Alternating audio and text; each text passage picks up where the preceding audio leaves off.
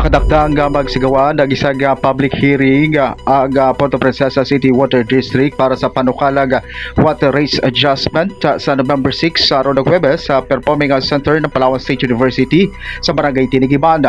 Kaugnay nito inaayayahan ng mga consumer, stakeholder at publiko sa public hearing para sa proposed water rates adjustment upang ilahan ang batayan at pangasalik ng panukalat upang masagot ang katanungan ng mga consumer. Ayon sa PPCWD, sa ilang nagdaang taon mula 2010 kung saan huling nagkaroon ng water rates adjustment, nakapag-invest ang PPCWD ng mga pasilidad upang matugunan ang pangangailangan ng sapat na tubig. Kabilang dito ang mga water treatment facilities ng Water Supply Improvement Project Phase 1 at Phase 2 na siyang pangunahing pinagkukunan ng supply ng tubig. Nagkaroon din ng water service expansion sa mga rural barangays tulad ng Bakungan, Barangay Bagigisda, Barangay Luz Viminda at iba pa. Ang proposed adjustment tumano ay batay sa masusing pag-aaral at pagpaplano ng pamunuan ng PPCWD.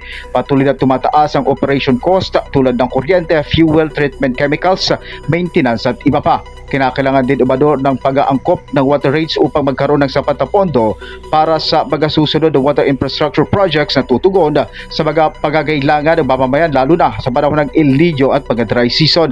Samantala, batay sa inilabas sa proposed water rates adjustment ng PPCWD, mula sa kasalukuyang 280 pesos sa minimum charge sa 2026 ay magiging 320 pesos at sa 340 naman sa 2028. Ako si Wilmar Brennan, GMA Super Radio Palawan, dapat totoo.